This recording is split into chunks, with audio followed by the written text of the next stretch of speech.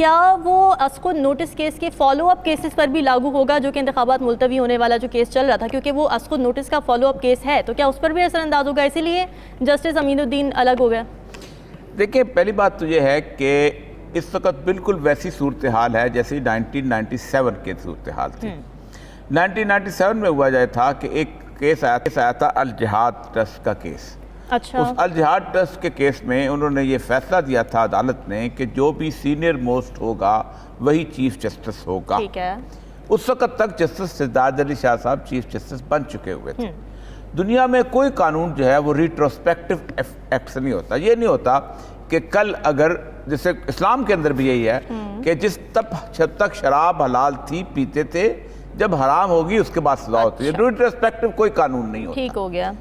ٹھیک، جو اس وقت میں ایک جرم ہی نہیں ہے وہ چیز، تو بندہ جرم کمٹ کر دیتا ہے تو اس کے اوپر کوئی لاگو نہیں ہوتا۔ تو انہوں نے اس کے اوپر کہا کہ جسٹس سجاد علی شاہ صاحب جو ہیں یہ اب خود بخود چھوڑ دیں، ٹھیک، لیکن نہ ہوا۔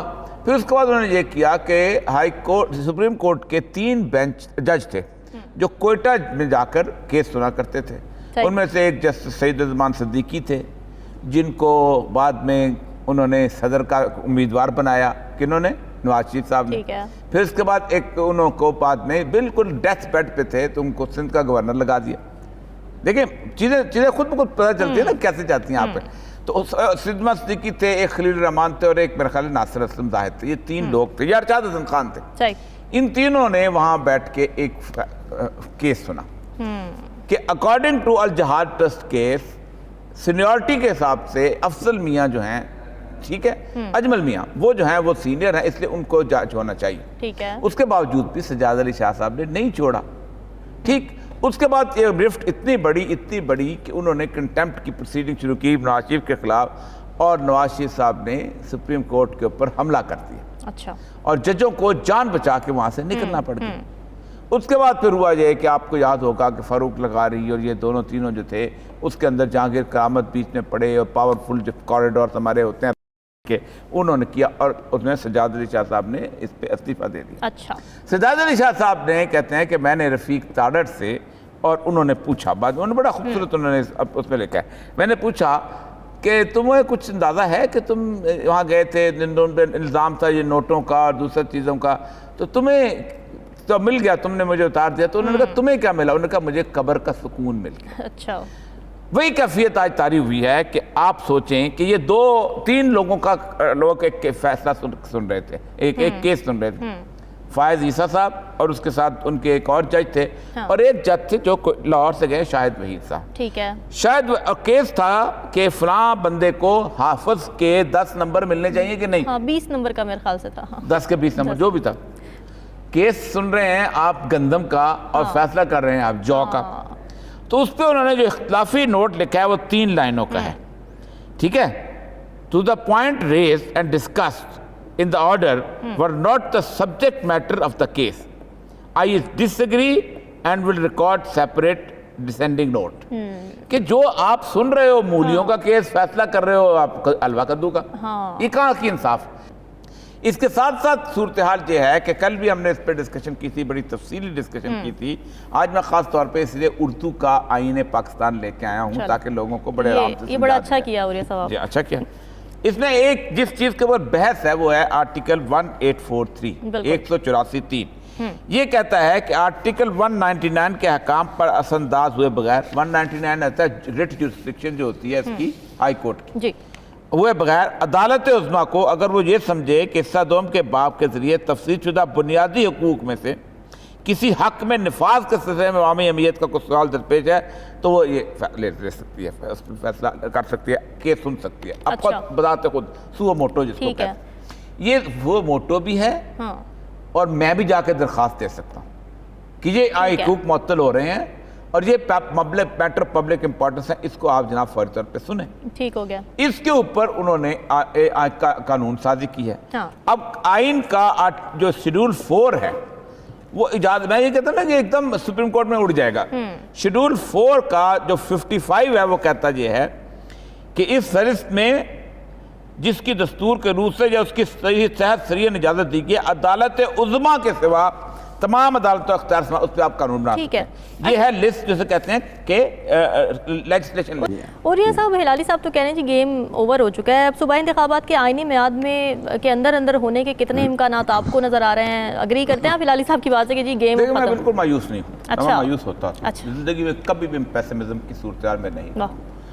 सूरत ये है कि इस वक्त अगर ये अदालत बस में होती इनके तो कभी भी ये कानून पास न करते। अच्छा, ये कानून गुज़श्ता तकरीबन 15 साल से पास करने के चक्कर में 15 साल से बेंच एंड बार की सूरत हाल में इनके पीछे लगे हुए हैं कि सुओ मोटो का कदम। जिस दिन से इफ्तिखार चौधरी ने सुओ मोटो लेना शुरू किया है, पहले ये पीपल्स पार्टी की ख्वाहिश थी ये कानून पास कर, नहीं कर सके। उन्होंने कहा जज कहते भाई हम जो है हमारे आपके लिए, आप क्यों करते? फिर उसके बाद नून लीग की गवर्नमेंट नवाज शरीफ क्या है करें, नहीं कर सके। कहा था जज है ना, आप कर लेंगे कुछ ना कुछ।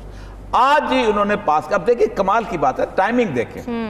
अब क्या लोग उसको आपस में मिला के देखेंगे नहीं कि क्या सूरत बनती है? छोड़ दें इस चीज को भी।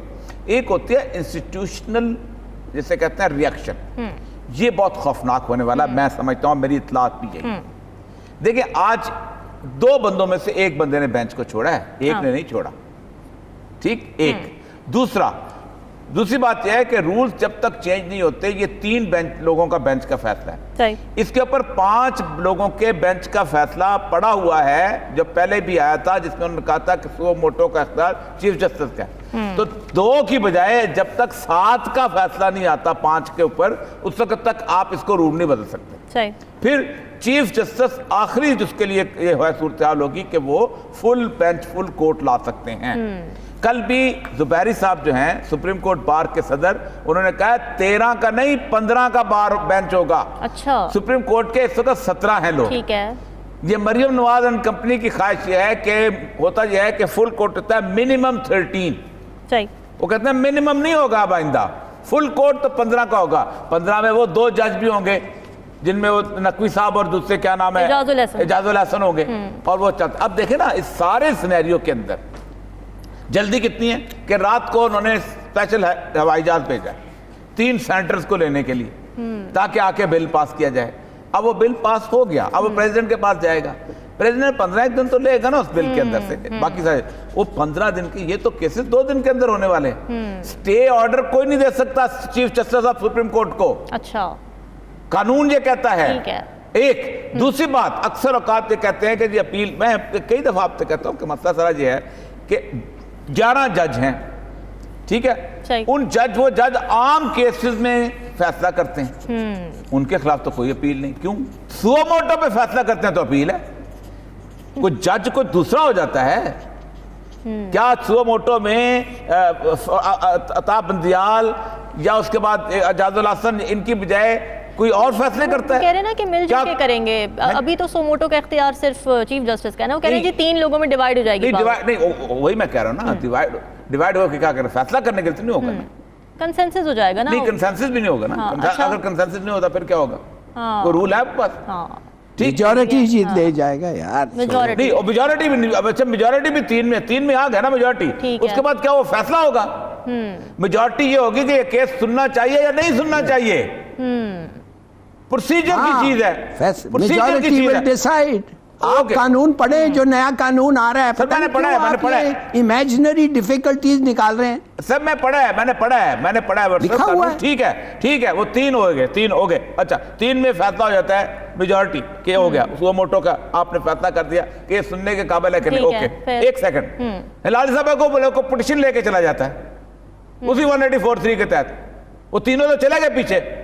कानून तो ये है, तो लॉ को कम से कम इतना जरूर लॉ पेश हुआ है। देखे ना, पिटीशन तो जा सकती है ना, पिटीशन तो कोई भी ले जा सकता है। फिर तो ओरिया साहब तयनातियों पर भी फिर शफाफियत पे सवालिया निशान आ गया ना, फिर तो ये प्रोसीजर भी ठीक होने वाला है कि तयनातियां होंगी। नहीं, प्रोसीजर बिल्कुल ठीक है। अच्छा, प्रोसीजर ये है कि 3 तरीके से आप जज बन सकते हैं हाई कोर्ट के। नंबर 1, आप सेशन जज से प्रमोट हो के आप पहुंचे।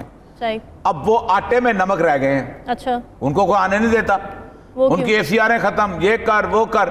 दूसरा, आप डिप्टी कमिश्नर के तौर पे डिस्ट्रिक्ट मजिस्ट्रेट का इख्तियारात इख्तियार करते हैं। अब तो वो खत्म ही हो गया 92 के बाद। आप उसके जरिए जाते थे, आपके जितने बड़े जज, कॉर्नेलियस वहीं से आया, جسٹس کیانی وہیں سے آیا, جسٹس حمود الرحمان وہیں سے آیا, جسٹس انوار الحق وہیں سے آیا, ٹھیک بڑے بڑے لوگ آئے تھے, ختم ہو گیا.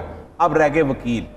وکیل تو ہیں پولیٹیکل, اس چیمبر کا وکیل لے آؤ تو 2 چیمبر تھے, آسما جہانگیر کا چیمبر اور حامد خان کا چیمبر.